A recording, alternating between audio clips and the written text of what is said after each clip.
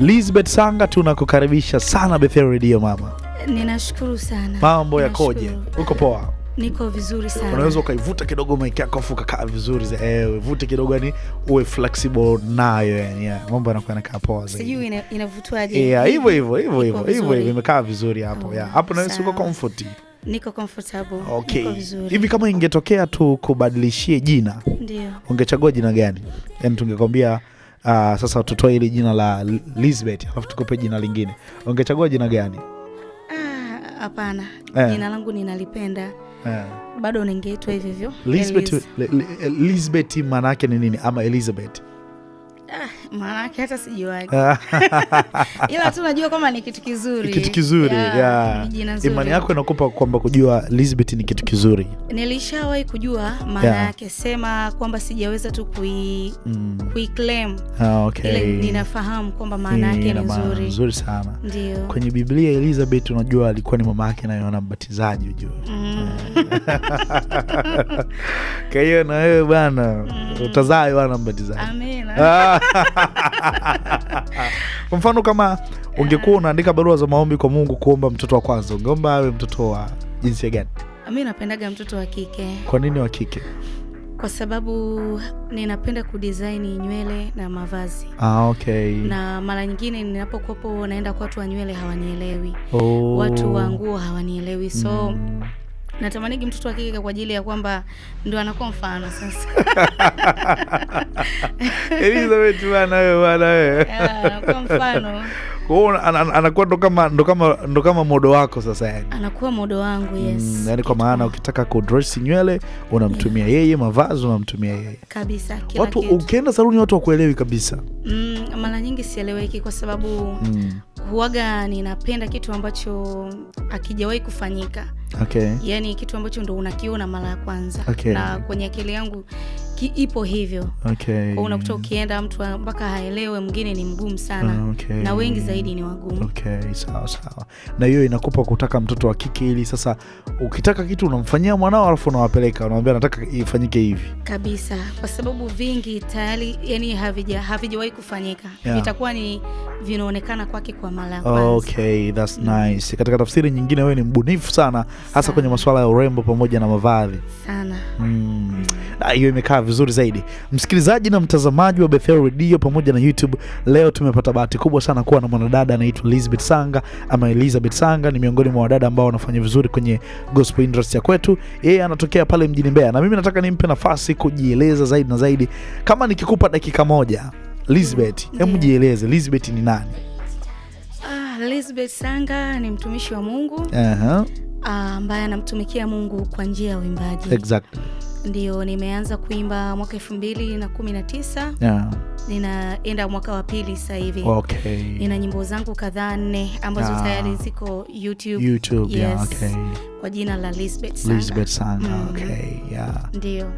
Na out ya wewe kuwa mwimbaji, kitu gani kingine ambacho unachofanya out of singing? Kwenye mambo ya huduma. Okay, mimi ni mwinjilisti. Masiala hayo. Ni mwinjilisti afu napenda sana. Yani unapenda nini? Napenda sana kuhubiri. Ninapenda sana hata mtaa kwa mtaa, mtu kwa mtu. Okay. Yani vyovyote. Okay. Na hivi karibuni kwenye akaunti zangu nitaanza kurusha mahubiri ya kwako ukiwa unawatia watu fire.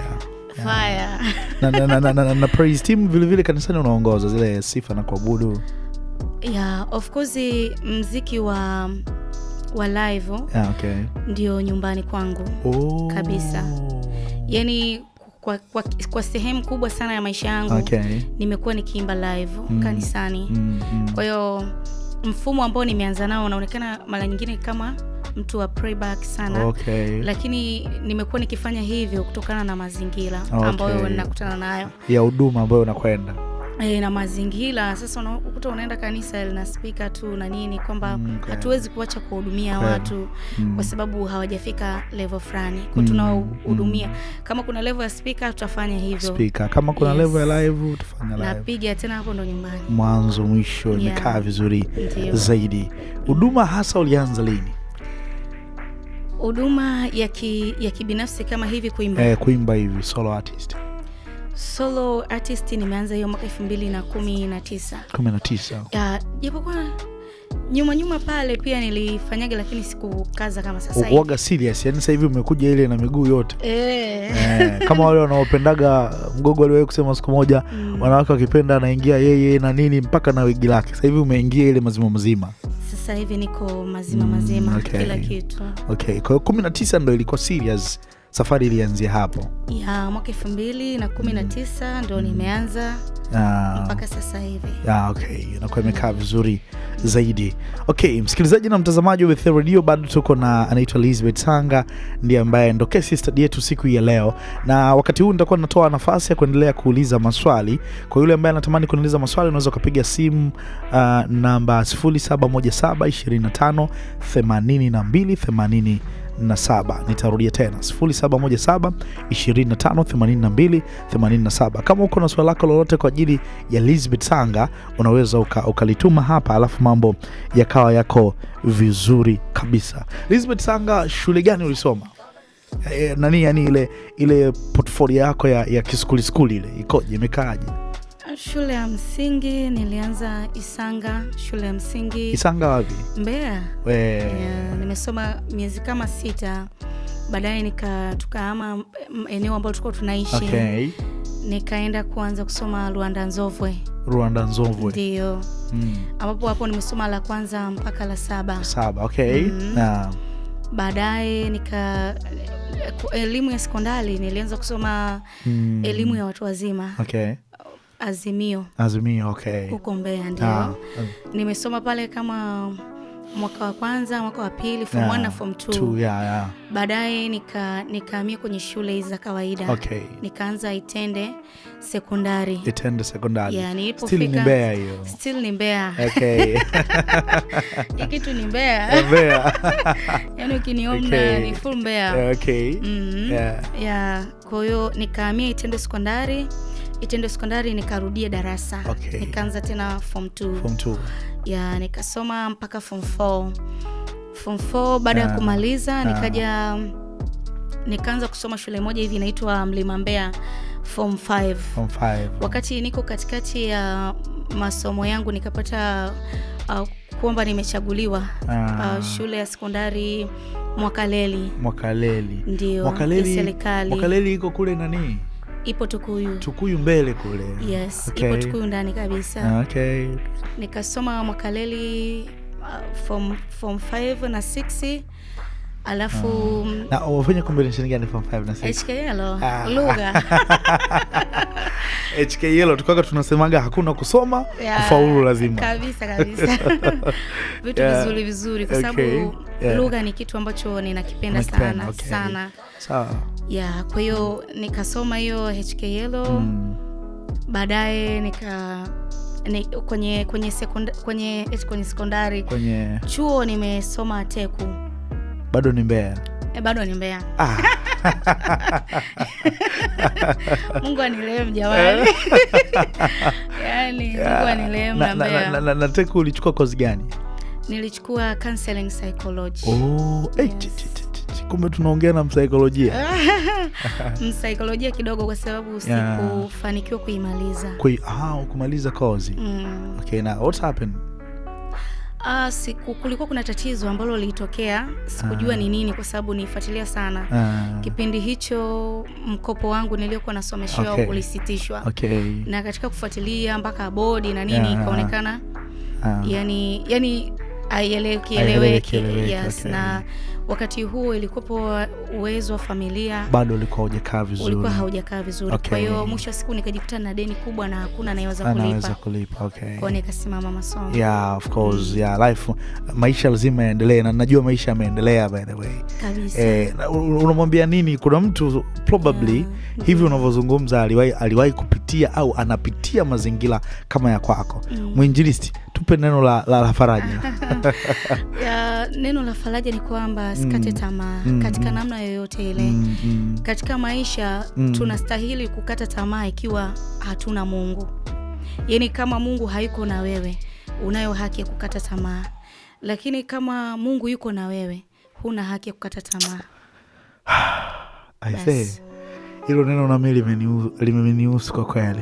Msikilizaji wa Bethel Radio, kama Mungu hayuko pamoja na wewe, unastahili kukata tamaa. Lakini kama Mungu yuko pamoja na wewe, kukata tamaa sio haki yako. Sio maneno yangu, ni maneno ya Lizbeth Sanga. Maneno ambayo ameyazungumza kiukweli, hata mimi amenihudumia pia. Okay, Lizbeth, tutazamie nyimbo gani ilianza? Mungu wa kweli, haleluya, nini? Faida. Wimbo gani ulianza?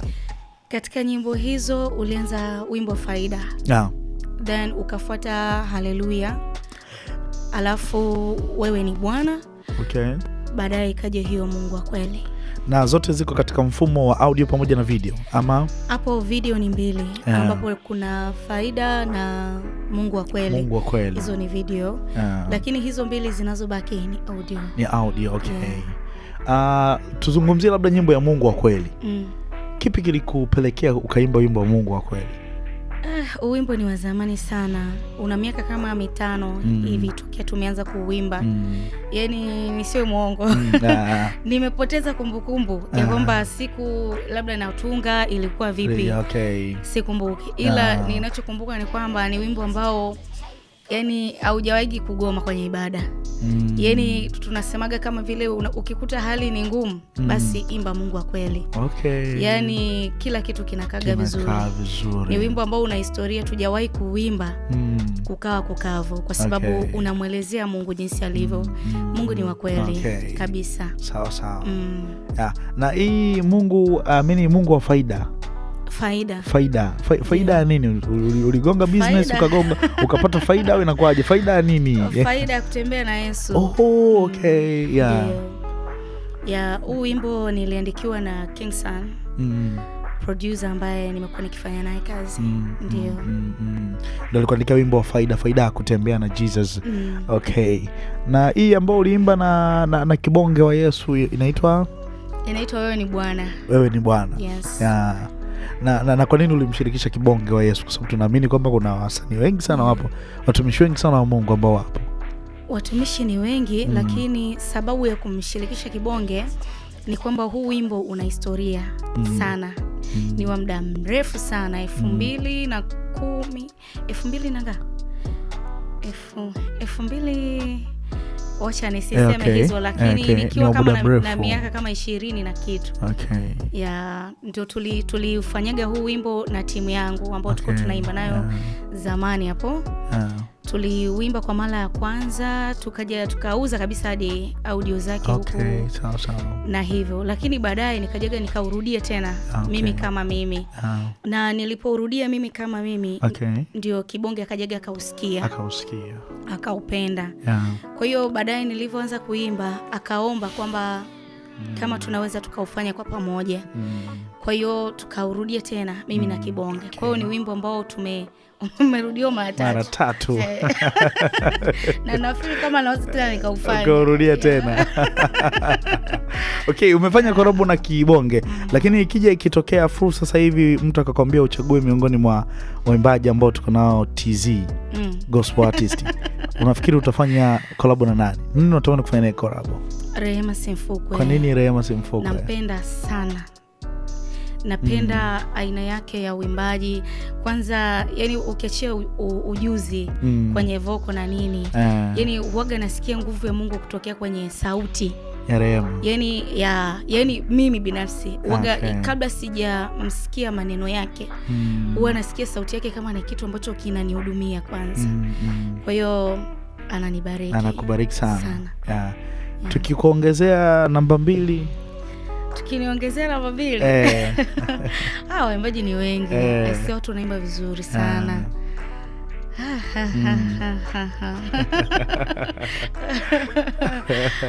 Mtihani.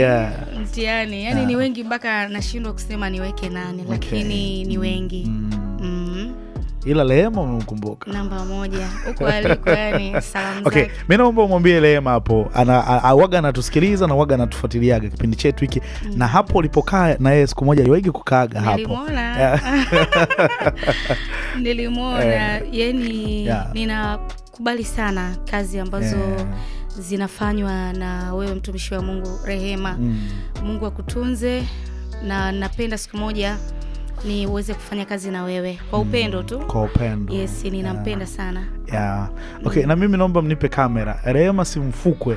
Leo studio niko na my sister all the way from Mbeya, anaitwa Lizbeth Sanga. Miongoni mwa watu ambao amesema na wakubali waimbaji wote wa gospel, lakini miongoni mwa watu ambao angewishi, yani kama ingetokea neema kufanya naye huduma kwa pamoja, angefanya na wewe Rehema Simfukwe. Kwa hiyo nimezungumza on behalf, mimi ni kaka yako, I'm your brother, so I know lazima uta appreciate hiki kitu, na ninategemea kuona collab yenu hata iwe tenzi ya roho mkaimbe. Okay, kwa sababu anamkubali Rehema Simfukwe, mimi bila jana naomba niweke nyimbo ya Rehema Simfukwe ya Chanzo, then tutarudi hapa kwa ajili ya kuja kumaliza interview ya kwetu. Okay, miaka 5, 10, 20 ijayo unamwona Lizbeth wapi? Ninamwona Lizbeth akiwa katika nafasi ya kuwahudumia watu sana. Okay. Kwa sababu tunafanya huduma na furaha yetu ni kuona kwamba watu wanamsikia Mungu kwa kile kitu ambacho tunafanya. So ninaona watu wakipokea uponyaji kupitia kazi zangu kwa wingi zaidi kuliko sasa. Sawa. Kwa wewe priority kwako ni kipi? Kuna watu wanapenda sana huduma kushinda maombi. Yaani kuna mtu ukimwambia tuimbe hapa tunaweza tukaimba the whole day, lakini ukimwambia tuombe dakika 2 tu yuko nje na simu yake. Priority kwako, do you think maombi yana nafasi kwenye maisha yako? Hasa kama muamini mwimbaji. Yana nafasi kubwa sana. Ninafikiri mtu ambaye anakuwa hapendi maombi, yani cha kwanza ukimchunguza hana uhusiano wa karibu na Mungu. Kwa sababu tunapoingia katika kuomba Mungu, ni lugha tu ya Kiswahili imekuwa ndogo, tunaita maombi. Lakini katika reality ni kwamba ni hali ya uhusiano wetu sisi na Mungu. Kwa sababu sio kila wakati tunasema tu Mungu tunaomba kitu fulani. Mungu labda sisi tunahitaji, kuna namna tunazungumza na baba yetu. Kuna namna tunataka tumsikie baba yetu akiongea. Kwa hiyo ule ukaribu, unapokuwa unampenda Mungu, hiyo lugha ya maombi inakuwa sio mbaya kwako, na inakuwa ni sehemu ya maisha. Kwa hiyo kwangu mimi ninapenda maombi. Okay. Sawa. Umetokea Mbeya, mimi nataka uwape shout watu wa Mbeya. Mbeya kule unamkubali nani? Tuachane na watu wa Dar. Mbeya kule nani unamkubali kule? Jamani, nataka kuligombanisha na watu. Ninawakubali wengi sana. Yaani kwa Mbeya I say wakina Subi Malupaso. Yaani wengi kiasi ambacho wako wengi sana. Akina wadogo zangu Keyboy, Kupa, ninawapenda sana. Kuna wengine akina Benjamin Kasumo. Yes, wako wengi sana. Tofauti kubwa sana ya muziki ya Mbeya na Dar es Salaam ni wapi? Ni ipi tofauti kubwa ya muziki? Yaani unavyofanya huduma Mbeya na unavyofanya Dar es Salaam, tofauti iko wapi? Huduma ukifanyia Mbeya na Dar es Salaam. Mimi sijafanya sana Dar es Salaam. Ukizingatia ninaanza. Kwa hiyo bado sijaweza kuijua tofauti. Kwa wale ambao lakini umekuja hii Dar es Salaam umekaa siku kadha wa kadha. Kuna ka testi fulani umekapata. Kuko moto sana.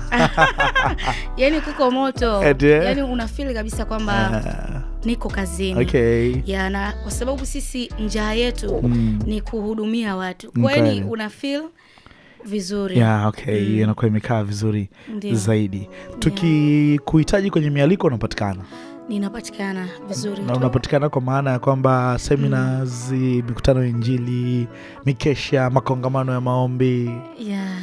Ninapatikana katika namna zote kwenye hizo matukio yote hayo unapatikana. Okay. Na tukimtaka Lizbeth tunatuma kwanza mkwanja tunatuma kwanza na ya kutolea au niseme tu kiurahisi kwamba ukimtaka Lizbeth tunawasiliana. Yes, nitatoa hapa namba zangu. Sawa. Kila kitu kitakuwa vizuri. Sawa. Basi mimi nikupe fursa sasa ya kutaja social media zako zote, nikiwa na maana ya Facebook, Instagram, kama una Twitter, kama una Snapchat, kama una YouTube channel, jimwae namba ya simu, yani jimalize. Okay, nianze kwa kutaja namba yangu ya simu. Hii namba inapatikana pia kwenye WhatsApp. Ni 0756966096. Naomba nirudie 0756966096. Alafu kwenye YouTube channel ninapatikana kwa jina la Lizbeth Sanga. Vile vile kwenye Instagram ninapatikana kwa jina la I am Lizbeth Sanga, lakini ukiandika pale Lizbeth Sanga unanipata moja kwa moja. Pia kwenye Facebook unanipata kwa Lizbeth Sanga. Ninapatikana kwa hivyo. Kwa hiyo kwa mialiko ndio upatikanaji wangu wa namna hiyo. Okay, hiyo imekaa vizuri. Mrudie ile namba ya simu kidogo. Nambari ya simu ni 0756 96 60 96. Okay, sawa. Okay, kwa wale ambao wanamhitaji Lizbeth Sanga, unaweza ukampata kwa namba 0756 96 6096. Nitarudia tena 0796 96 6096. Hiyo ndio namba ambayo unaweza kumpata Lizbeth Sanga. Lakini kama unatamani kumpata kwenye zile social media, hapa nazungumzia YouTube channel, tunakupata kwa jina la Lizbeth Sanga. Lakini vile vile kwenye YouTube, kwenye YouTube tunampata Lizbeth Sanga. Kwenye Instagram unaandika I am. Sasa kama ile I am inakuchanganya, wewe andika tu Lizbeth Sanga, unaweza kumpata hapo. Facebook vile vile, yes, Lizbeth Sanga. Yes. Tunaweza tukampata hapo na mambo yakakaa vizuri zaidi. Anapatikana kwenye mialiko yote. Hapa tunazungumzia kama una tukio lolote lile ambalo linamtukuza Yesu Kristo kama Bwana na Mwokozi wa maisha, yeye anapatikana. Tunaimba kwenye harusi na send off. Ninaimba. Okay. Kwenye send off na harusi vile vile unataka uwepo wa Bwana udrop pale. Unaona ukienda na mke wako unaenda huko ukiwa na uwepo wa Bwana, vile vile anapatikana na unaweza kumpata kwa hapo au kwa namba hizo ambazo tumeweza kutajia, alafu mambo yanakuwa yanakaa vizuri zaidi. Nikuulize maswali yangu ambayo waga napendaga kuuliza watu mara zote. Unajibu yani very short, yani sio kiorefu wala nini. Okay, ushaniambia mwimbaji umenitajia wa kike. Mwimbaji wa kiume yupi ambaye unamkubali kwenye gospel? Pia wako wengi. Nitajie mmoja tu. Okay, Joel Luaga. Okay. Luaga, shout out to you bro. Leo kumepata. Okay. Haya mengine nikikuuliza nitakuwa nakuonea. Nyumbani ukiwepo, nyumbani unapenda kufanya vitu gani hasa nyumbani? Nyumbani napenda kufanya usafi na kupika. Na watu ambao mnapika sana, hiyo ni sifa yenu. Watu ambao wana sifa ya kupika sana na ukarimu. Is it true? Ni kweli Yeah, wakarimu sana. Including you. Amina. Okay, unaweza ukala ugali bila maparachichi? Haiwezekani. Na kwa nini inakuwa hivyo kwa watu wa Mbeya wengi? Mbeya kuna matunda mengi sana. Okay. Yes, kwa hiyo lazima tutaendea kitu. Okay, sawa. Unapewa chance ya kutoka Mbeya kuja kukaa Dar es Salaam, utaiagree? Naikubali. Inategemea kama ina manufaa na angalia. Yaani siwezi kukataa. Nje ya muziki wa gospel unafanya kitu gani kingine ambacho kinakupa mkwanja? Mimi ni muuza ndizi. Oh, hallelujah. Yeah. Sokoni. Pale Soko Matola. Soko Matola ndo soko kubwa pale Mbeya. Ni soko ambalo liko pembeni kidogo ya mji. Yes. Okay. Kwa stendi kuu linakaribiana sana. Okay, sawa. Huko pale unauza ndizi. Ndizi gani zile, aina gani za ndizi unazouza pale? Ninauza aina zote. Zote, matoki, sijui mshare, Uganda. Okay. Zote ziko pale. Zote, yes. Okay. Umenitia changamoto kweli. Kuna watu bwana wakiimba wanasema sisi tunakula kupitia kuimba. Hatufanyi kazi nyingine. Wewe unaweza kuzungumzaje kwenye hilo? Yaani haiji kutokea kwamba ninaimba bila kuwa na kazi pembeni. Yaani haiji kutokea. Zaidi nina mawazo ya kuendelea kuwa na kazi zingine pembeni. Okay, kama urembo yule utuambia. Hauna mpango za kufungua saluni yako? Yaani shughuli tu ni muda, kwa sababu kazi yangu inanibana hiyo ya ndizi. Okay, ya ndizi. Lakini kwa siku zinazokuja nikipata time nitaweza kufanya hiyo kitu. Okay, sawa. Nimekaa vizuri. Kwa pale kwenye business yako ya ndizi unakuwa throughout kuanzia asubuhi hadi jioni? Naingia saa 1 natoka saa 1 jioni kwa siku ambazo nakuepo. Unakuepo pale. Kwa mfano kama leo uko Dar es Salaam, nani anatuzia ndizi pale? Pale yupo kakaangu. Yeah. That's nice. Umekaa vizuri zaidi. Umewachangamutisha kweli. Wewe ni mwanamke, na mimi wewe ni mwanadada. Nilikuwa natamani uzungumze neno la mwisho kwa ajili ya wakina dada wote wanaokusikiliza. Kuna wakina dada ambao wamesoma. Na sasa hivi wako nyumbani, kazi yao ni kufuga kucha. Sasa hivi wako Mwenge pale wamenyosha vimiguu vyao, wanasugua miguu na vitu vingi. It's not bad, sio vibaya jamani, natumisha Mungu. Kuwa na kucha nzuri na vitu vingine kama hivyo, kuwa na urembo sio vibaya. Lakini kwa sababu mtu amesoma na hamna ajira, kwa hiyo yani hiko kimekuwa ni kisingizio tosha kabisa cha mtu kuweza kukaa nyumbani na vitu vingine kama hivyo. Hebu mwambie basi mwanadada ambaye anayekusikiliza na ambaye anakwenda kukutazama, yuko nyumbani, kasoma na degree na masters, lakini anasema hamna ajira na amekuwa satisfied. Ninachoweza kusema mimi kwenye fikra yangu waga naonaga hivi kwamba Mungu alivyokuwa anamuumba kila mtu alimpatia ajira. Kitu ambacho kiko ndani yako tayari ni ajira yako. Kile kitu unachokipenda, kipaji na nini, ni sehemu ya ajira. Kwa hiyo kama Mwenyezi Mungu anatufanyia hivyo, ni vizuri sana kutii, kufanya kazi. Na kwamba hata kama umesoma na nini, ni vizuri sana kufanya kazi ili uweze kuwa na fedha yako ya kuendesha maisha. Uwe na uhuru wa fedha yako wewe mwenyewe na mambo yako yakaenda. Ni vizuri sana kufanya kazi kuliko kuwa omba na vingine. Sawa. Hivi nani unasomaga Biblia? Nasoma Biblia. Kuna kile kitabu wana kinaitwa Nebukadreza. Hivi Nebukadreza 2:9 inasemaje vile? Sijawahi kukiona hicho kitabu. Asiala, kuna Nebukadreza bana 2:9. Baada ya kitabu cha Obadia, kabla kutoka Obadia unakuja Nebukadreza. Hapana, sijawahi kukiona. Seriously? Acha masiala bana. Sijawahi kukiona. Okay, tuachane na kitabu cha Nebukadreza. Kuna kitabu kingine pale bwana kinaitwa nani bwana? Kitabu gani hiki kinapatikana baada ya Ufunuo wa Yohana? Baada ya Ufunuo wa Yohana tunakutana na kitabu cha waraka wa kwanza wa Yohana. Mwinjilisti jamani, wa nyumba kwa nyumba, niache. Okay, sisi tunafurahi sana kuwa na Lizbeth Sanga siku hii ya leo. Sisi tumefurahi sana kuwa na wewe kwa kweli. Kama Bethel tunakushukuru sana. Tunaelewa ulikuwa na mambo mengi na bado una ratiba nyingi, umeona? Na lakini tunashukuru umetenga hii time ya kuwa pamoja na sisi hapa. Tunakushukuru sana jamani. Ukirudi kule Mbeya wasalimie watu wote wa kule Mbeya kwamba tunawapenda sana. Na one day Bethel tutakuja kule Mbeya. Na tukija Mbeya tayari tunaye mwenyeji. Kabisa. Tukija mimi napenda ndizi za kukaanga au aloshika kamera au utawachemshia na kutia chumvi tu inatosha.